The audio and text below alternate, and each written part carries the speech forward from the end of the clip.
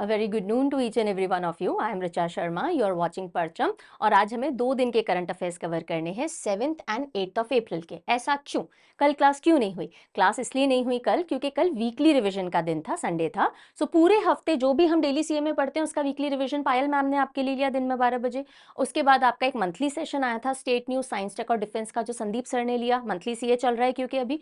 और शाम को आफरीन मैम ने आपका बैंकिंग स्टूडेंट्स के लिए banking and finance current affairs weekly session लिया था। नहीं देखा हो, तीनों सेशन बहुत इंपॉर्टेंट है, तो आप ये जो वीडियो का टाइटल दिख रहा है उस पर क्लिक कीजिए, एक डिस्क्रिप्शन बॉक्स ओपन होगा, मोर पे क्लिक कीजिए, सारे इंपॉर्टेंट लिंक मिल जाएंगे, तीनों अलग अलग प्लेलिस्ट में डले हुए हैं। ठीक है, चैनल के ऊपर प्लेलिस्ट विजिट किया कीजिए, 2024 की काफी इंपॉर्टेंट प्लेलिस्ट आपको मिलेंगी जहां से आप अपनी GK GS current affair prepare कर सकते हो। चलिए, 8th ऑफ अप्रैल यानी आज नेशनल कैलेंडर ऑफ इंडिया साक कैलेंडर के हिसाब से क्या तिथि है वो देखते हैं। चैत्र महीना चल रहा है, कृष्ण पक्ष की अमावस्या है आज, यानी आज चांद नहीं दिखने वाला है। और कल चैत्र महीने का शुक्ल पक्ष शुरू होगा, प्रथमा होगी, और चैत्र महीने की शुक्ल पक्ष की पहली तिथि को आता है नव वर्ष। हिंदू संस्कृति के हिसाब से हम इसे नया साल कहते हैं और नवरात्रों की स्थापना भी इस दिन की जाती है। सो एक बहुत इंपॉर्टेंट डे है, बहुत पॉजिटिव और चेंज से भरी हुई एनर्जीज रहेंगी। अगर आप कुछ भी नया शुरू करना चाहते हैं, कुछ बदलाव इंपॉर्टेंट अच्छा कुछ करना चाहते हैं, कल एक बहुत अच्छा दिन होने वाला है। You can use the support of the energies tomorrow. चलिए जी, आज के सेशन की करेंगे शुरुआत। जो लास्ट सेशन था सैटरडे को दिन में 12 बजे, उस दिन जाते जाते आपसे क्वेश्चन ऑफ द डे किया गया था, उसका आंसर देख लेते हैं। To which historical period do the coins unearthed at Phanigiri Buddhist site belong? हमने न्यूज पढ़ी थी कि फणिगिरी बुद्धिस्ट साइट जो है वहां से एक पूरा घड़ा भर करके, मटका भर के लेड कॉइन्स मिले थे, है ना। और आपसे पूछा जा रहा है वो कौन से पीरियड को बिलोंग करते थे। Everybody answered it right, Ikshvaku period को बिलोंग करते थे। सेशन के दौरान मैंने आपसे कुछ क्वेश्चन किए थे, उनका आंसर देखते हैं randomly. I have picked the response of Isha Mangalam. तो मैंने आपसे पूछा था रामचरितमानस के बारे में, रामचरितमानस किसने लिखी है। तो यहाँ बहुत से बच्चे कंफ्यूज हुए रामायण और रामचरितमानस के बीच में। देखिए, दोनों अलग अलग पुस्तकें हैं, रामायण, रामचरितमानस। सो जो रामायण थी वो पहले लिखी गई वाल्मीकि, वेद व्यास जी नहीं है, वाल्मीकि रामायण, रामायण। ठीक है, वाल्मीकि जी जो कि राम जी के कंटेम्प्ररी माने जाते थे, जिस समय में राम जी थे उसी समय में वाल्मीकि जी भी थे, और ये त्रेता युग की बात बोली जाती है। ठीक है, सो सतयुग, द्वापर, त्रेता और कलयुग, ये 4 युग माने जाते हैं। सो त्रेता युग में राम जी आए थे जो विष्णु जी का अवतार थे, और उसी समय वाल्मीकि जी रहे जिन्होंने रामायण लिखी। फिर थोड़े कलयुग की हम बात कर लेते हैं, 16th सेंचुरी के आसपास रामचरितमानस लिखी गई जो कि रामायण पे बेस्ड थी, लेकिन कुछ कुछ चेंजेस थे। जो रामायण थी वो संस्कृत में लिखी गई थी वाल्मीकि जी द्वारा। रामचरितमानस गोस्वामी तुलसीदास जी ने लिखी थी, जिसका हम पाठ करते हैं ना यूजुअली जब रामायण पाठ करवाए जाते हैं। अवधी भाषा में लिखी गई है रामचरितमानस, और गोस्वामी तुलसीदास जी ने इसको लिखा था। पहली बात तो ये हो गई। फिर हम आर्यभट्ट जी के बारे में बात कर रहे थे, तो मैंने पूछा था कौन थे आर्यभट्ट भाई, क्या कॉन्ट्रीब्यूशन था इनका।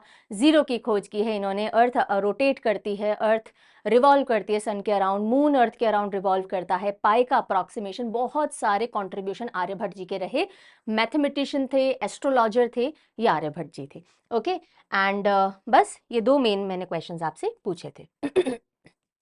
चलिए, जो रामायण रामचरितमानस मैंने जो आपको समझाया उसका थोड़ा स्टैटिक देख लीजिए। आज का सेशन में भी न्यूज कम है, अभी कोई मेजर डेवलपमेंट्स ज्यादा नहीं चल रहे हैं। इंडिया में तो ऑब्वियस रीजन है, सरकार ज्यादा कुछ कर नहीं रही है, इलेक्शंस बिल्कुल सिर पे हैं, सो सब अपने एजेंडा, प्रोपेगेंडाज और प्रमोशंस में लगे हैं।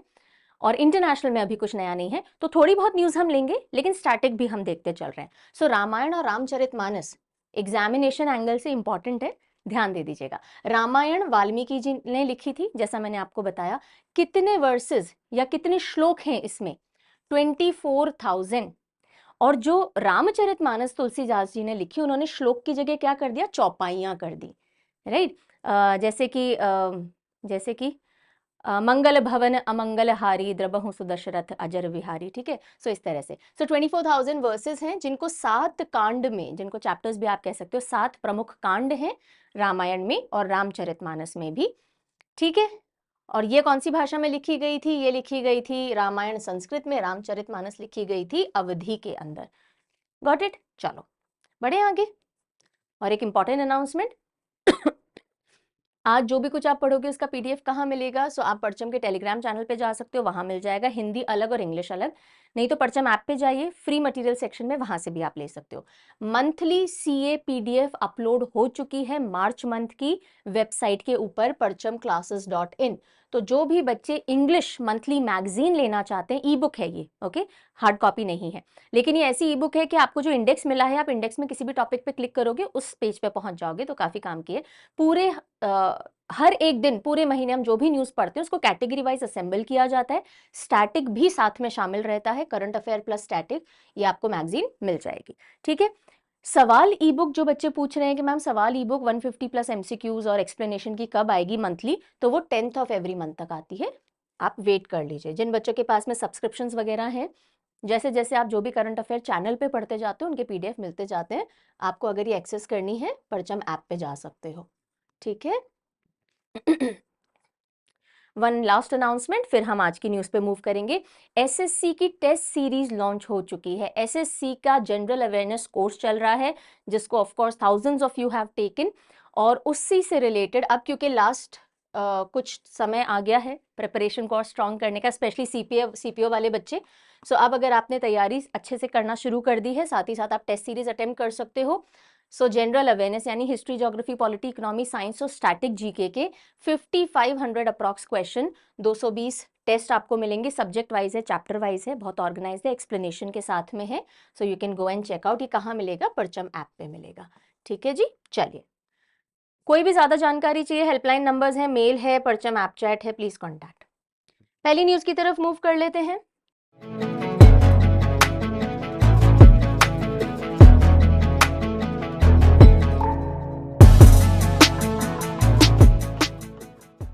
सो आज नहीं, कल 7th ऑफ अप्रैल को ऑब्जर्व किया गया world health day. World health day, विश्व स्वास्थ्य दिवस, 7 अप्रैल। सो हमारी हेल्थ और हम साथ साथ ही रहते हैं ना, हेल्थ अच्छी है तो हम खुश हैं, हम खुश हैं तो हेल्थ अच्छी है, दोनों एसोसिएटेड है। सो 7 से याद रखिएगा, 7 अप्रैल वर्ल्ड हेल्थ डे होता है। इसी दिन वर्ल्ड हेल्थ ऑर्गेनाइजेशन एग्जिस्टेंस में आई थी, इसीलिए वर्ल्ड हेल्थ डे मनाया जाता है। थीम क्या है? थीम इंपॉर्टेंट है, माई हेल्थ माई राइट। मेरा स्वास्थ्य या मेरी अच्छी तबीयत, मेरी अच्छी सेहत मेरा अधिकार है, उससे रिलेटेड सारी चीजें मुझे मिलनी चाहिए। 1948 में वर्ल्ड हेल्थ ऑर्गेनाइजेशन एग्जिस्टेंस में आई थी। चलिए, अब वर्ल्ड हेल्थ ऑर्गेनाइजेशन के बारे में, क्या है डब्ल्यूएचओ? डब्ल्यूएचओ यूनाइटेड नेशन की एक स्पेशलाइज्ड एजेंसी है, यानी यूनाइटेड नेशन के साथ मिलकर के काम करती है हेल्थ के डोमेन में। 7 अप्रैल 1948 में बनी थी, हेडक्वार्टर्ड जिनेवा, स्विट्जरलैंड। हेड कौन है? Doctor Tedros Adhanom Ghebreyesus, okay. चलिए, अब 6 अप्रैल, अब आप बोलोगे मैम हम तो 7 और 8 अप्रैल के बारे में बात करें। हाँ, 6 अप्रैल को लेटर टाइम में एक इंपॉर्टेंट डे देखा गया न्यूज सेक्शन के अंदर, और इसलिए हमने सोचा आज कवर कर लेते हैं इसको। यूनाइटेड नेशन इसको ऑब्जर्व करता है, इसलिए थोड़ा सा सिग्निफिकेंस रखता है ये day. International day of sports for development and peace. International day of sport for किस चीज के लिए? Development and peace, right. National sports day कब आता है भाई? बताइए जल्दी। नेशनल स्पोर्ट्स डे ये आप मुझे लिख करके बताइए। और international day of sport for development and peace मनाया जाता है 6 अप्रैल को, हेल्थ वाले से एक दिन पहले, ठीक है। इंटरनेशनल हेल्थ डे से एक दिन पहले।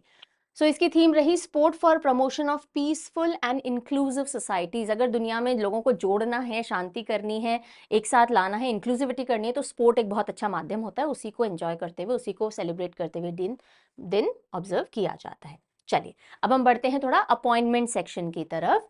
So Bilkis Mir is the first Indian to be on Paris Olympics jury। Paris Olympics जो होने वाले हैं जुलाई अगस्त के अंदर, उसमें जो ज्यूरी होती है, ज्यूरी मेंबर्स होते हैं, उनमें से भारत से पहली बार जो एक ज्यूरी मेंबर बनने जा रही हैं, दैट इज बिल्किस मीर। कहाँ से बिलोंग करती हैं? जम्मू एंड कश्मीर को बिलोंग करती हैं, और ये खुद केनॉय स्पोर्ट्स से जुड़ी हुई थी। केनॉय एक ऐसी पतली सी नाव होती है जिसमें आप बैठते हैं, और रेसिंग वगैरह होती है इसकी भी। सो केनॉय प्लेयर रह चुकी हैं, कोच रह चुकी हैं, और अब इन्होंने अपना जूरिस्ट का कोर्स वगैरह किया, और उसके बाद अब ये first women from India to represent the country as a jury member in summer Olympics, upcoming summer Olympics in Paris.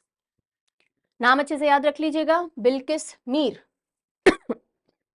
बस इसमें और कुछ नहीं है, इतनी मेन बात है। और इससे पहले ये एशियन गेम्स जो हुए थे हांगझाओ चाइना में, वहां पे भी जूरी मेंबर रह चुकी हैं, अब ओलंपिक्स में रिप्रेजेंट करेंगी इंडिया को एज अ जूरी मेंबर। अगला अपॉइंटमेंट आ रहा है कहां से? NCDFI से। So national dairy development board, जो कि एक इंस्टीट्यूशनल मेंबर भी है NCDFI का, उसको मिले अपने नए NCDFI को मिले अपने नए चेयरमैन। क्या नाम है? डॉक्टर मीनेश शाह। पहले तो NCDFI क्या है ये समझो। So national cooperative dairy federation of India limited, dairy से रिलेटेड है ये, कोऑपरेटिव ऑर्गेनाइजेशन है। और इसने अपने नए चेयरमैन इलेक्ट किए हैं मीनेश शाह। मीन किसको कहते हैं? मीन मछली को कहते हैं ना।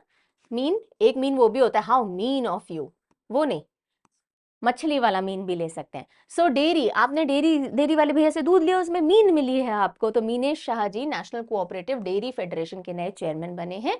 और ये एक नेशनल लेवल एपेक्स यानी शीर्ष की डेयरी कोऑपरेटिव है। Got it? चलिए आगे बढ़ते हैं। अगला अपॉइंटमेंट विप्रो से आ रहा है। सो विप्रो ने अपॉइंट किया है अपना नए MD और CEO को। क्या नाम है? श्रीनी पालिया। श्रीनी पालिया। सो श्रीनी पालिया जी को नियुक्त कर लिया गया है। बस इतनी सी न्यूज है। श्रीनी पालिया कैसे करेंगे? रिन कर सकते हो, या विप्रो कंपनी है उसके अंदर नहीं, कुछ नहीं। आपके पैल, आपके फ्रेंड काम करते हैं, पाल फ्रेंड को कहा जाता है, हे पैल हाउ यू डूइंग। सो पैल आपके विप्रो में काम करते हैं, ऐसे करके थोड़ा सा याद रख सकते हैं। चलिए, विप्रो के हेडक्वार्टर्स कहाँ हैं जी? Where are the headquarters of Wipro? Right down in the comment section. Next news के लिए अब चलते हैं Delhi. So Delhi high court जो है, उन्होंने आदेश दिया है कि एक कमेटी का गठन होना चाहिए दिल्ली में जो फॉरेस्ट हैं उनके रख रखाव और उनको मेंटेन करने के लिए, उनको संरक्षित करने के लिए। क्योंकि ऐसे तो फॉरेस्ट डिपार्टमेंट है, लेकिन जो लैंड ओनर्स हैं, जिन लैंड्स पे ये फॉरेस्ट है, वो लैंड ओनर्स बहुत ज़्यादा कोऑपरेट नहीं करते हैं फॉरेस्ट डिपार्टमेंट के साथ में। तो जो दिल्ली हाई कोर्ट है, उन्होंने आदेश दिए हैं कि आप एक कमेटी बनाइए, ठीक है, जो कि दिल्ली के फॉरेस्ट को प्रोटेक्ट करेगी। और उस कमेटी को हेड कौन करेंगे? उस कमेटी को हेड करेंगे फॉर्मर जज नाज़मी वजीरी। नज़मी वजीरी जी। तो लाजमी सी बात है ना, फॉरेस्ट को सेव करना है दिल्ली में। दिल्ली में पोल्यूशन कितना होता है, पेड़ ही तो मदद करेंगे। सो लाजमी सी बात है, तो नाज़मी याद रह जाएगा, लाजमी नाज़मी। ओके, आ जाइए। सो नज़मी है वैसे ये, पर हमने नाज़मी कर लिया इनको। फॉर्मर जज है नज़मी वजीरी जी, वो हेड करेंगे, he is to head committee for forest, Delhi forest protection. So he is also known as green जज, बिकॉज इससे प्रीवियसली भी इन्होंने अपने जो वर्डिक्स वगैरह दिए थे when he was serving as the जज, तब इन्होंने बहुत सारे वर्डिक्ट एनवायरनमेंट के फेवर में दिए थे। इनके वर्डिक्ट से करीब 3 लाख से ज्यादा पेड़ लगाए गए हैं, इसलिए इनको ग्रीन जज भी कहा जाता है दिल्ली के कॉन्टेक्स्ट में पर्टिकुलरली। अब क्योंकि हमने फॉरेस्ट की बात की है, चलिए यहीं पे थोड़ा स्टैटिक इन्फो शेयर करते हैं। Indian state of forest report जो लेटेस्ट आ रखी है 2021 की, जिसको रिलीज किया गया था 2022 में, उसके हिसाब से कुछ डेटा देख लेते हैं कि इंडिया में फॉरेस्ट कवर कितना है, कौन से स्टेट सबसे ज्यादा फॉरेस्ट वाले हैं, सबसे कम फॉरेस्ट कवर कहाँ है, एक्सेट्रा। कम तो नहीं, पर highest percentage. My cough is not going, just ऐसे ही इरिटेशन चलती रहती है। आई एम टेकिंग सितोफलादी चूर्ण इन हनी, पर उसके बावजूद नहीं जा रहा है। I don't know what is the issue. Any which ways, चलिए। So Indian state of forest report ISFR 2021 के हिसाब से टोटल फॉरेस्ट कवर जो इंडिया में है वो 21.71% है पूरे जोग्राफिकल एरिया का। हमारे इंडिया का जो भी पूरा एरिया है उसका 21.71% फॉरेस्ट कवर के अंडर में आता है। सबसे ज्यादा फॉरेस्ट कवर कहां पर है? मध्य प्रदेश के अंदर है। टाइगर भी सबसे ज्यादा मध्य प्रदेश में है, फॉरेस्ट भी सबसे ज्यादा मध्य प्रदेश में है। उसके बाद अरुणाचल, छत्तीसगढ़, ओडिशा और महाराष्ट्र। नॉर्थ ईस्टर्न रीजन की अगर हम बात करें तो परसेंटेज वाइज सबसे ज्यादा फॉरेस्ट एरिया से अगर हम परसेंटेज कंपेयर करें तो नॉर्थ ईस्ट में मिलेंगे। Highest percentage of forest cover with respect to total geographical area of the state. अगर पूरे स्टेट का एरिया इतना है तो मैक्सिमम एरिया अंडर फॉरेस्ट ये आपको कहाँ देखने को मिलेगा? नॉर्थ ईस्ट में। और उसमें भी सबसे ज्यादा परसेंटेज वाइज फॉरेस्ट कवर कहाँ है? मिजोरम के अंदर है। 84.53% एरिया मिजोरम का फॉरेस्ट कवर के अंडर में आता है। सबसे बड़ा एरिया फॉरेस्ट का मध्य प्रदेश में, लेकिन सबसे ज्यादा percentage of area under forest of a state is Mizoram, followed by Arunachal, Meghalaya, Manipur and Nagaland. Okay, चलिए नेक्स्ट न्यूज की तरफ बढ़ते हैं। एक और जीआई टैग है जी, और ये जीआई टैग थोड़ा इंपॉर्टेंट है, ध्यान दीजिएगा। सितार और तानपुरा स्ट्रिंग इंस्ट्रूमेंट होते हैं, है ना, जिनको हम हिंदी में क्या बोलते हैं, मैं थोड़ा भूल गई हूँ। स्ट्रिंग यानी जिनको तार से बजाया जाता है ना। So sitar tanpura made in Maharashtra Miraj town. कौन सा टाउन? मिराज। मिराज के तानपुरा और सितार को जीआई टैग मिला है। सो एग्जाम में आपसे महाराष्ट्र पूछा जाएगा, मिराज दे दिया जा सकता है कि मिराज के कौन से दो चीजें हैं या म्यूजिकल इंस्ट्रूमेंट हैं जिनको जीआई टैग मिला है, या मिराज, सितारा, तानपुरा जिनको जीआई टैग मिला है कौन से स्टेट को बिलोंग करते हैं। So Miraj, Maharashtra, sitar and tanpura GI tag. ठीक है, जितने पॉपुलर, बहुत सारे पॉपुलर ऐसे म्यूजिशियंस हैं जो कि मिराज के सितार और तानपुरा यूज करते हैं। और ये मिराज के सांगली डिस्ट्रिक्ट में आता है, सॉरी महाराष्ट्र के सांगली डिस्ट्रिक्ट में आता है मिराज, जहाँ के सितार और तानपुरा को जीआई टैग मिला है। 300 सालों से ज्यादा यहाँ पे ये सितार और तानपुरा बनाए जा रहे हैं, पीढ़ियों दर पीढ़ी लोग इनको बनाते आ रहे हैं। बहुत उत्कृष्ट कला है और इसीलिए यहाँ के ये जो इंस्ट्रूमेंट्स हैं बहुत पॉपुलर भी हैं। तत्वाद्य यंत्र बोलते हैं शायद, है ना, स्ट्रिंग इंस्ट्रूमेंट को, हाँ शायद। चलिए, जो वुड यूज की जाती है इन इंस्ट्रूमेंट के अंदर वो कर्नाटका के फॉरेस्ट से प्रोक्योर की जाती है। और जो पीछे आपको ये मोटा वाला हिस्सा दिख रहा है ना, ये पंपकिन गार्ड से बनता है। ओके, सो ये कहाँ से प्रोक्योर की जाती है? ये महाराष्ट्र के सोलापुर डिस्ट्रिक्ट से लाई जाती है। सो कर्नाटका और महाराष्ट्र दोनों का कंट्रीब्यूशन इन म्यूजिकल इंस्ट्रूमेंट को बनाने में है। अगली खबर पे चलिए अब हम चलते हैं थोड़ा डिफेंस की तरफ। और डिफेंस में तीनों जो हमारी डिफेंस मिलिट्री सर्विसेज हैं, army, navy, forces not services, army, navy and air force, उनके हेड्स ने मिलकर के, एंड ऑफ कोर्स हमारे सीडीएस और बहुत मिनिस्ट्री, डिफेंस मिनिस्ट्री, इन सब ने मिलकर के एक कॉन्फ्रेंस होल्ड की। उसका नाम है परिवर्तन चिंतन। परिवर्तन चिंतन, ये एक जॉइंट, कहीं लिखा है कॉन्फ्रेंस, न्यूज में आ जाएगा, चलिए कोई बात नहीं। तो इस कॉन्फ्रेंस का नाम क्या है जी? ये ट्राई सर्विस कॉन्फ्रेंस रही डिफेंस मिनिस्ट्री की तरफ से। परिवर्तन चिंतन, परिवर्तन यानी हम कैसे चेंज लाएं, उस पर चिंतन यानी ब्रेनस्टॉर्मिंग करेंगे। सो तीनों सर्विसेज के हेड्स रहे इसमें। उसके अलावा मिनिस्ट्री थी, मिनिस्ट्री के रिप्रेजेंटेटिव्स थे, उसके अलावा सीडीएस थे। इन सब लोगों ने बैठ करके सोचा कि कैसे हम बेटर कोऑर्डिनेशन तीनों हमारी मिलिट्री फोर्सेस के अंदर ला सकते हैं। और ये अपने आप की अपनी तरह की पहली ऐसी कॉन्फ्रेंस ऑर्गेनाइज की गई। ठीक है, नई दिल्ली के अंदर हुई ये 8 अप्रैल को। और इसको चेयर किसने किया, यानी who was leading this conference? CDS general Anil Chauhan ji ने इसको लीड किया। ठीक है, चेयर किया। चिंतन फर्स्ट एवर ऐसी कॉन्फ्रेंस थी जिसमें ट्राई सर्विसेज इंस्टीट्यूशन के हेड शामिल थे। कौन है वो हेड? अगर हम बात करें आर्मी की तो जनरल मनोज पांडे, नेवी की तो एडमिरल आर हरि कुमार, और एयर फोर्स की अगर हम बात करें तो एयर मार्शल विवेक राम चौधरी। उसके अलावा मिलिट्री अफेयर डिपार्टमेंट के लोग थे, इंटीग्रेटेड डिफेंस स्टाफ के हेडक्वार्टर से लोग थे। So lot many people were participating in it. Then एक अवार्ड मिला है जी। सो अवार्ड मिला है आईएनएस शारदा को। किसको मिला है? Indian naval ship Sharda. Sharda को क्यों मिला, कौन सा अवार्ड मिला है? On the spot unit citation. क्यों? एंटी पायरेसी ऑपरेशन के लिए। हम बीच में भी पढ़ चुके हैं, ये मार्च में भी हमने पढ़ा था कि सोमालिया के आसपास ना बहुत पायरेट्स होते हैं, बहुत सारी शिप्स को पकड़ लेते हैं और सामान लूटते हैं, जो उस पे लोग होते हैं उनको बंदी बना लेते हैं, राइट। तो सोमालिया के आसपास पायरेट्स का होना बहुत एक बड़ी समस्या है। और ऐसे में एक जो हमारी नेवल शिप है उसको ये जिम्मा दिया गया था कि आप जाकर के और इन पायरेट्स के साथ एक जो केस आया था उसको सॉल्व कीजिए। मुठभेड़ करके इन्होंने और सेफली रिलीज करवाया 19 क्रू मेंबर्स को। कौन से वेसल से? ओमारी, ईरानियन वेसल था। ईरानियन फिशिंग वेसल, नाम क्या है? ओमारी। सो ओमारी पे पायरेट्स ने अपना कब्जा कर लिया था, एंड देन आईएनएस शारदा गई और उन्होंने वहां के क्रू मेंबर्स को भी बचाया और जो पायरेट्स थे उनसे लोगों को बचा करके लाए हैं। और ये भी सब off the east coast of Somalia हुआ है। अभी I will be showing you map also. So admiral R Hari Kumar जो है चीफ ऑफ नेवल स्टाफ, उन्होंने ये अवार्ड जो है on the spot unit citation INS Sharda को दिया।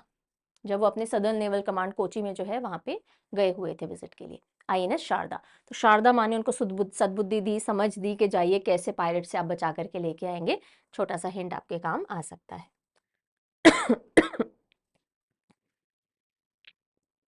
ओके, सो ये हॉर्न ऑफ अफ्रीका है, अफ्रीका वाला हिस्सा, इसको हॉर्न ऑफ अफ्रीका कहा जाता है, इस वाले हिस्से को। और यहाँ पे ये आपको सोमालिया दिख रहा है, राइट, ये ग्रीन ग्रीन हिस्सा ये पूरा सोमालिया, और इसके ईस्ट साइड में यानी ये वाले जो इंडियन ओशन के वाटर्स है ना, यहाँ पे बहुत सारे पायरेट्स हैं। ठीक है, सो इस जगह की हम बात कर रहे हैं। थोड़ा सा सोमालिया के बारे में देख लेते हैं। सोमालिया हॉर्न ऑफ अफ्रीका पे आता है। इसके आसपास क्या है, ये गल्फ ऑफ एडन है इसके ऊपर। मुझे बता दीजिए गल्फ ऑफ एडन कौन सी वाटर बॉडीज को कनेक्ट करने के काम आता है? ओके, कोई एक सी है, उसको किसी ओशन से जोड़ता है, कुछ तो भी। ठीक है, तो कौन सी वाटर बॉडीज को गल्फ ऑफ एडन कनेक्ट करने का काम करता है? तो गल्फ ऑफ एडन आ जाता है, डिबूटी आता है, एथियोपिया, कीनिया, इसके लैंड नेबर्स हो जाते हैं। एक तरफ इंडियन ओशन आ जाता है। ये थोड़ी इसकी पोजीशन हमने देख ली। कैपिटल क्या है? मोगाडिशु। सोमालिया के इधर पायरेट्स है ना बहुत ज्यादा, तो उनको मुक्का ढिशुम ढिशुम मार करके लोगों को छुड़ा के लाते हैं हम, ऐसे याद रख सकते हैं।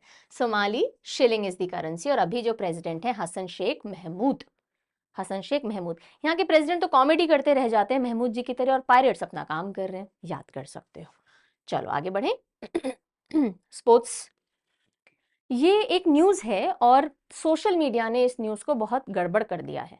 सोशल मीडिया इस न्यूज को प्रेजेंट कैसे करता है वो बाद में देखेंगे, पहले न्यूज समझते हैं। International weight lifting federation world cup, ठीक है, वेट लिफ्टिंग का वर्ल्ड कप चल रहा था, और उसमें बिंदिया रानी देवी जो हमारी खिलाड़ी हैं वेट लिफ्टिंग की, उन्होंने ब्रॉन्ज मेडल हासिल किया है विमेन 55 केजी में, नॉन ओलंपिक कैटेगरी थी ये, और साथ ही साथ इन्होंने सिल्वर भी जीता है बाद में। ठीक है, तो ये 2 मेडल लेकर के आई हैं IWF world cup weight lifting के अंदर। ठीक है, silver medal clean and jerk event में इन्होंने जीता। अब जो सोशल मीडिया से वो इनको ऐसे प्रेजेंट कर रही हैं कि बिंदिया रानी देवी पहली महिला बन गई हैं जिन्होंने वर्ल्ड चैंपियनशिप वेट लिफ्टिंग में कोई पदक भारत के लिए लिया।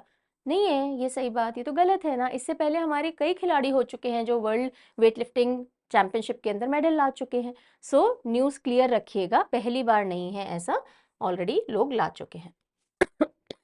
IWF वर्ल्ड कप 2024 बिंदिया Rani Devi wins bronze medal. पहले इन्होंने ब्रॉन्ज मेडल लिया, फिर इन्होंने सिल्वर मेडल भी लिया। सिर्फ 2 ही खिलाड़ी इंडिया से पार्टिसिपेट कर रहे थे इस चैंपियनशिप के अंदर, एक मीराबाई चानू और दूसरी बिंदिया रानी। मीराबाई चानू ऑलरेडी कोई मेडल नहीं ला पाई, लेकिन उनके पहले के प्रदर्शन के चलते वो ओलंपिक्स के अंदर इंडिया से only candidate in weight lifting women में जा रही हैं। सो बिंदिया रानी कौन से स्टेट को बिलोंग करती है? मणिपुर को बिलोंग करती है। इससे पहले बर्मिंघम कॉमनवेल्थ गेम्स जो हुए थे 2022 वाले, उसमें सिल्वर मेडल जीत चुकी हैं, और इस बार इन्होंने ब्रॉन्ज मेडल और सिल्वर मेडल लिया है। ये IWF वर्ल्ड कप कहाँ हो रहा था? फुकेट, थाईलैंड, थाईलैंड के अंदर हो रहा था। ठीक है जी, क्लियर है? बस अब ये लास्ट न्यूज है, फिर हम रिविजन क्वेश्चन देखेंगे। सो सिनेमाटोग्राफर गंगू राम से सिनेमाटोग्राफर गंगू रामसे, जो कि आइकॉनिक रामसे ब्रदर्स में से एक थे, उनका निधन हो चुका है। रामसे ब्रदर्स 7 ब्रदर्स थे।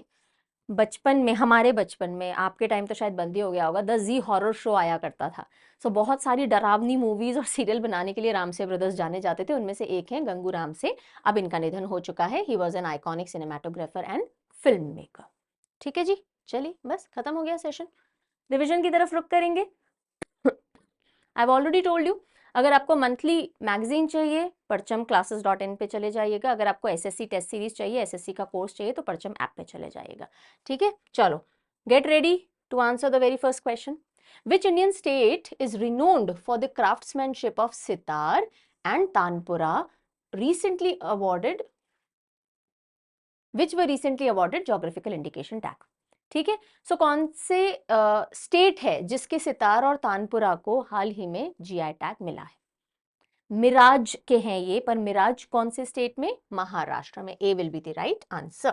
Next, who became the first woman from India to serve as a jury member? To serve, जो करेंगी serve as a jury member at summer Olympics in Paris. Paris में जो समर ओलंपिक्स होने वाले हैं, उनमें भारत से पहले व्यक्ति, महिला पुरुष कोई भी अभी तक नहीं थे, पहले व्यक्ति जो गए हैं बनेंगे ज्यूरी मेंबर। क्या नाम है उनका? Bilkis Mir, Bilkis Mir from Jammu and Kashmir. who has been appointed as the head of internal department committee for protection of forest in Delhi. Delhi में फॉरेस्ट के प्रोटेक्शन के लिए एक जो इंटरनल डिपार्टमेंट कमेटी बनेगी उसको हेड करने के लिए किसका नाम सामने आया है बताइए। लाजमी सी बात है, होने चाहिए तो नजमी वजीरी जी, justice Najmi Waziri. On 7 April 1948, which international organization was established aligning with the observation of World Health Day? World Health Day हम मनाते हैं और 7 अप्रैल को यानी जिस दिन हम वर्ल्ड हेल्थ डे मनाते हैं 1948 में एक ऑर्गेनाइजेशन का गठन हुआ था, इसीलिए हम वर्ल्ड हेल्थ डे भी मनाते हैं 7 अप्रैल को। कौन सी वो ऑर्गेनाइजेशन है आपसे पूछा जा रहा है? वर्ल्ड हेल्थ ऑर्गेनाइजेशन, बिल्कुल ठीक है। This is your question of the day, जिसका आंसर आप कमेंट सेक्शन में लिखेंगे। Which Indian naval ship INS was awarded on the spot unit citation for successful conduct of anti-piracy operation off the east coast of Somalia? ठीक है, Somalia के east coast से थोड़ा अंदर पानी में एक एंटी पायरेट्स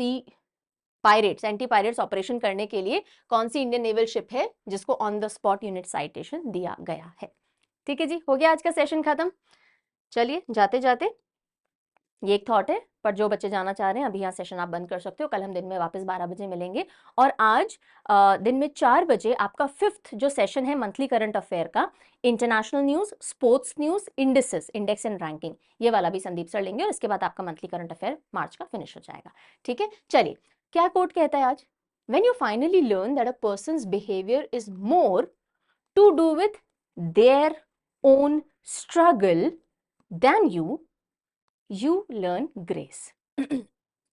जब आपको ये चीज समझ में आती है ना कि सामने वाले के जो व्यवहार हैं, जो बर्ताव हैं, जो तौर तरीके हैं, जो रिएक्शंस हैं, उनका आपसे इतना लेना देना नहीं है जितना उनका खुद से लेना देना है।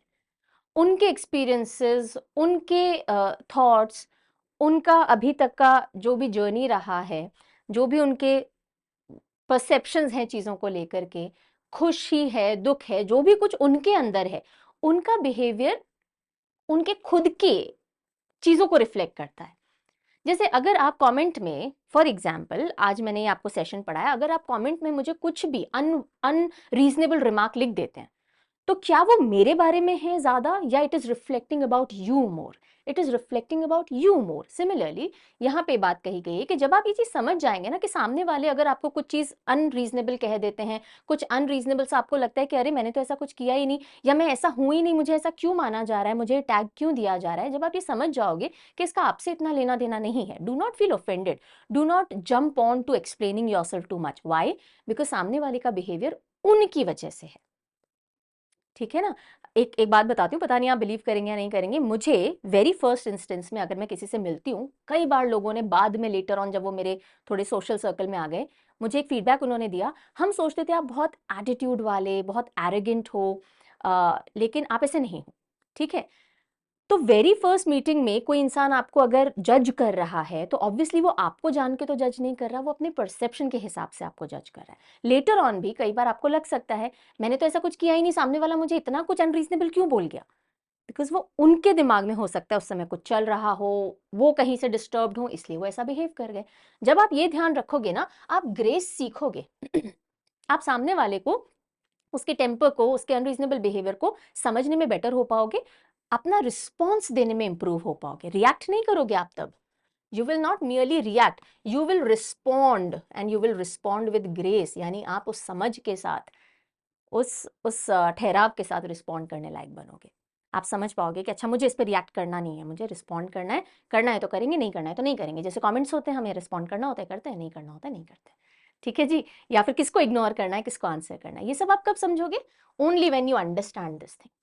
तो ये था आज का thought. I really hope I am able to inculcate some such things, जो मैं सच में चाहूंगी मैं कायरा को भी सिखाऊं, मैं आप लोगों को भी सिखाना चाहती हूँ कि सिर्फ नौकरी पाना, सिर्फ फिनेंशियली स्टेबल होना ही लाइफ नहीं है, इमोशनली स्टेबल होना, लाइफ में फुलफिलमेंट की तरफ बढ़ना भी बहुत इंपॉर्टेंट है, और वो छोटी छोटी ऐसी चीज़ों से ही सीखते हुए हम कर पाते हैं। ठीक है, कल मिलेंगे। Take good care of yourself, bye bye.